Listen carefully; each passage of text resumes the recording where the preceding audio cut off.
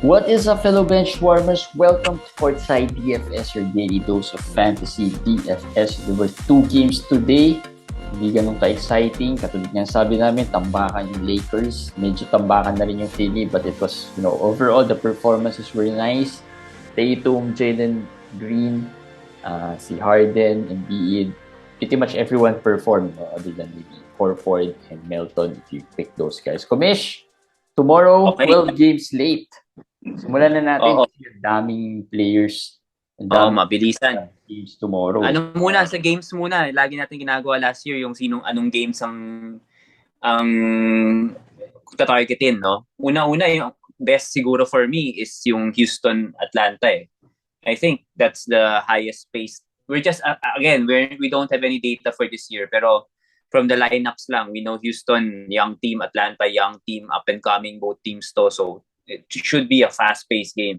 So with the New Orleans Brooklyn game, saka yung Charlotte San Antonio game, and then the last game, Portland Sacramento. Yan ang mga games na medyo I like. Pero since wala pa tayo talagang historical data of who are the fast-paced teams, high-scoring teams, I think we can go straight to the players, no? Kasi ang daming value. Sa mga gusto mo, sa top muna tayo, 30 above. 30 above, yes. Okay, Maraming so, value madami sa sa 30 above. Actually, ang daming games today, ang daming games tomorrow, and ang daming value sa baba. I will just tell you now. Madaming value sa baba. So I'm not sure if you're gonna go with the Luka, with the Jokic, or with the Durant. Hindi ko alam kung you want to go there, pero medyo mataas na rin sila eh. Kasi if I look at the 30s, madami rin doon. Very nice yung value. Actually, one thing napansin ko dito, medyo mali pa yung mga values ng Yahoo. May mga mali pa dito. Hindi to yung real values ng players eh. Kasi siguro first game, so hindi pa sila talaga I don't know how they do this, no? Paano may program ba yan or may mga set of nag-uusap-usap, pero clearly ang daming mistakes. Kasi tingnan mo to, Karl Anthony Towns is 32. Yes. Okay. Yes. So DeJounte is also 32. Those two guys probably very good when it comes to DFS. I mean, particularly DeJounte with rebounds, steals, assists, di ba? He can contribute there. So he could easily beat 32. Nakita mo naman yung FPPG niya, which is the parang average niya, di ba? It's around 49 last year. Of course, nasa Atlanta siya, maybe not as high, pero 32 is easy. Sino pa? Siakam, actually. Siakam is 30-something lang. Siakam is 37. Also... Haliburton is 34. I know Haliburton sa DFS or Points League, hindi siya yung ganun as good as the categories. Pero 34 of Hali, medyo mababa rin yan. Considering it's his team now sa Indiana. For me, yan ang isang napansin ko eh. Yung Hali, tsaka yung Devin Booker. Yung Devin Booker at 34, as far as I know, last year, hindi nagto-34 yan eh. Parang always mas mataas sa 34 yung si Devin Booker eh. So, easy rin to. This is a game against Dallas na tinambakan sila, na pinahiya sila last year. So, home game nila.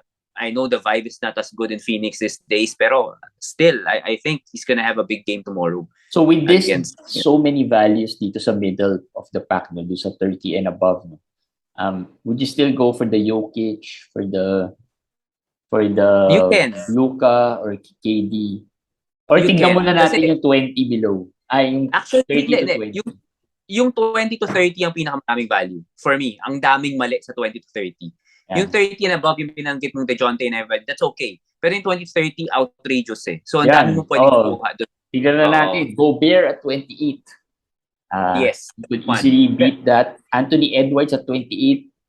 Baka close, pero I think kaya naman niya i-beat yan, especially kaya beat yan on Anthony Edwards. Pero Chris Paul at 28. Easy din yan, siguro. Yes, pero ang number one ko talaga dito is Bam Adebayo. 25 yata si Bam. Or 23. 23 si Bam. Oo, nagulat din ako doon. Bam, 23, fantasy points average niya is 38 a game. That's, I mean, kahit tulog yan si Bam, easy ang 23 eh. Kahit maka 12 rebounds, 2 blocks lang siya, naka 20 points na yan eh. So yan, no way you should not pick Bam tomorrow. Tsaka si Terry Rozier at 25. Yan, Rozier at 25 without LaMelo is head scratcher for me. No, another easy pick for me tong si Rozier at si Bam. Sabi ko nga, may Keldon Johnson pa at 25. Josh Giddey nga 26. 26, yes. That's also very low also.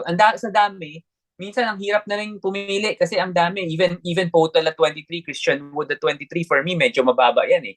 Mababa yung dalawa na yan, Potel and Wood at 23. Easy 30 plus points tomorrow yan. Their matchups are good. Potel versus Charlotte. Remember what Charlotte gives up to centers last year, and I think that will still be the same this year.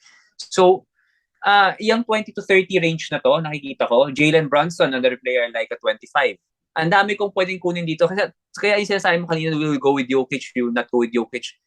It's up to you. Kasi you can go with the Jokic and everything. Kasi sa dami ng games, ang daming $10 values today. Yun pa, so, isa pa, dun sa below 20, ang dami pa rin. Ang dami pa rin. Yes. Kasi pinag-usapan natin yung 30 to 20, di ba? Pag below 20, then you're talking about, si Bane pa pala, hindi natin napag-usapan, 21 lang, yes. Desmond Bane. 21. OG is 21. Imagine that. OG Anunoby. Kahit na gano'ng kapangit ng laro ni OG last year, never nag 21 si OG. So Desmond Bane at 21. One thing though, I don't like to go to rookies in their first game kasi so sa dami ng options mo, I'll go with a safer route. Kahit mag-40 yan si Banchero or si Jabari tomorrow, wag muna. Tingnan muna natin. So yung mga rookies, medyo out muna ako doon. So that's why. I doubt naman mag-40 si Banchero or Jabari Smith. Pero Mitchell Robinson, another option, 20. Baka 10 rebounds lang yan in 4 blocks, tapos 10 points. Easy. Yes. Although, ang hirap puntahan ni Mitch only because I like Bam. Bam sa center here, if I'm not mistaken. So parang nandun na ako kay Bam eh. Ang problem lang sa dami, yung sabi mo 20 and below. Sengun, mas madami pa. Una si Sengun at 19.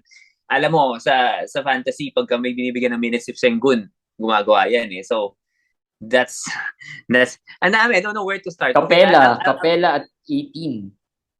Healthy naman si Capella eh. Okay din. Pero hindi siya siguro as one of my favorites. Pero siguro yung team na lang, yung San Antonio, if you look at the San Antonio team, everybody's, I don't know what they think. Trey Jones is 14 actually. Trey Jones is 14, Devin Vassell is 17, Keldon Johnson is 25, Potel is 23. This team will produce value tomorrow. You choose one of or two of them versus who's their opponent tomorrow. Charlotte. I think their opponent is Charlotte. So, I mean, there will be value there. I think Trey Jones is one of my favorites for tomorrow. I will probably go with Trey in one of my lineups. $14 lang siya. Nakita ko na siya kanina. Yeah, and last year, remember we made a quickie last year na may isang time wala si DeJounte eh. Tapos marami, mga 2 or 3 games yata yun. And he was really doing very well. Ngayon, wala na talaga si DeJounte wherever. So 14 pa rin, so hindi pa nakaka-adjust si Yahoo. Hindi pa sila nag-a-adjust doon. So, I think you can take advantage of that. Other value, if you want to $10, si Cam Johnson is $11 lang.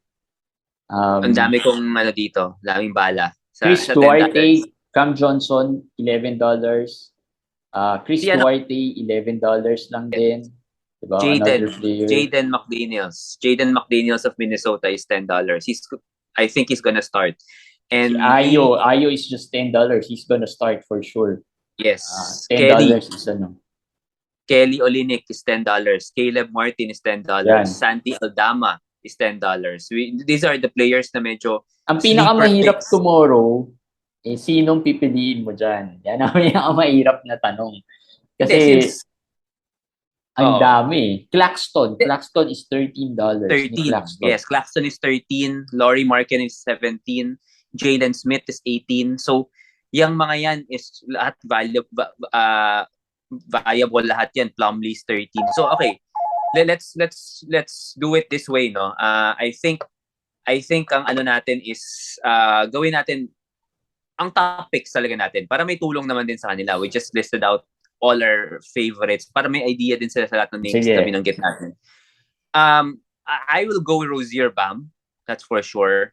And then I will get one above 30.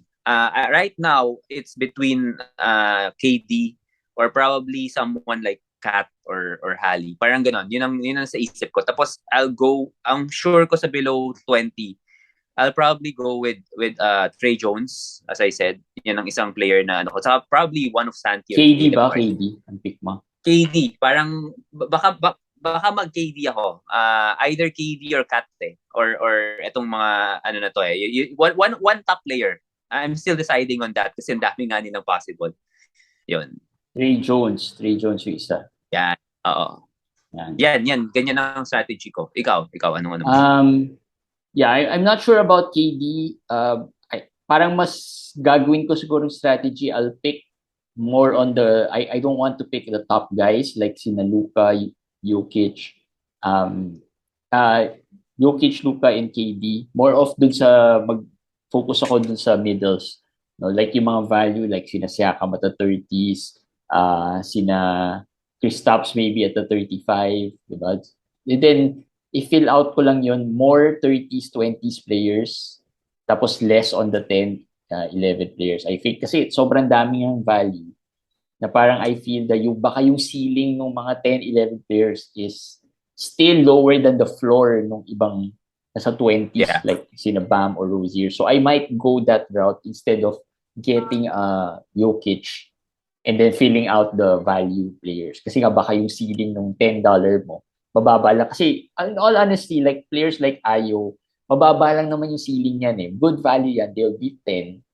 Pero yung ceiling, possibly, mababa lang rin. Maybe, ang highest, possibly, mga 20 lang, ganyan. So I would rather go with the middle 30s and 20s. Kaya I will try to go with Trey kasi I think the ceiling of Trey is higher. So, I like that. And then, yun nga, I think players like Laurie, Vassell at 17, yan mga pupuntahan ko tomorrow. Sure yan, meron ako ng mga yan.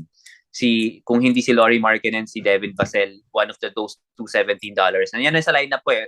Preliminary lineup ko yan eh. Si Lauri Markkanen, si Devin Vassell, si Trey Jones. Yan, nandyan na yan. Tapos syempre, Rozier and Bam. Those are my two core players. And then, add ko na lang sa position ko, I can go KD, I can go Kat, I can go, whoever na top dog doon sa positions.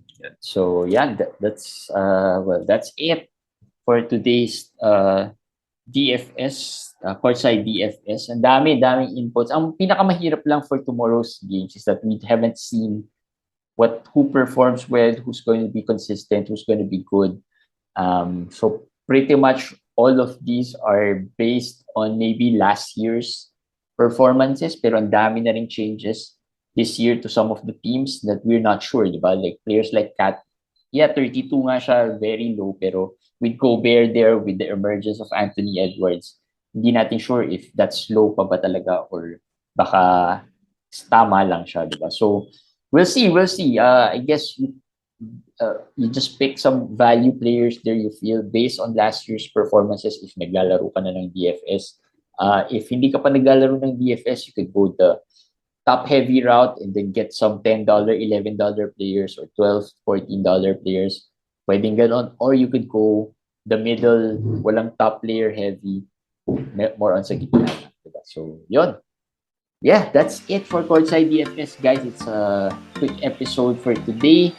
Tomorrow, of course, we'll do this daily. Please follow nyo Hall of Fame DFS. Join their Facebook group. Hanapin nyo lang Hall of Fame Fantasy DFS yata, parang ganun. Hall of Fame Fantasy DFS. And we'll link it. Nasa link naman yan sa description. You can just click on the link and just join the group. And then si Max will add you to the group chat wherein all the games are being announced as well. Alright, that's it for Courtside DFS. We'll see you guys again. Bye.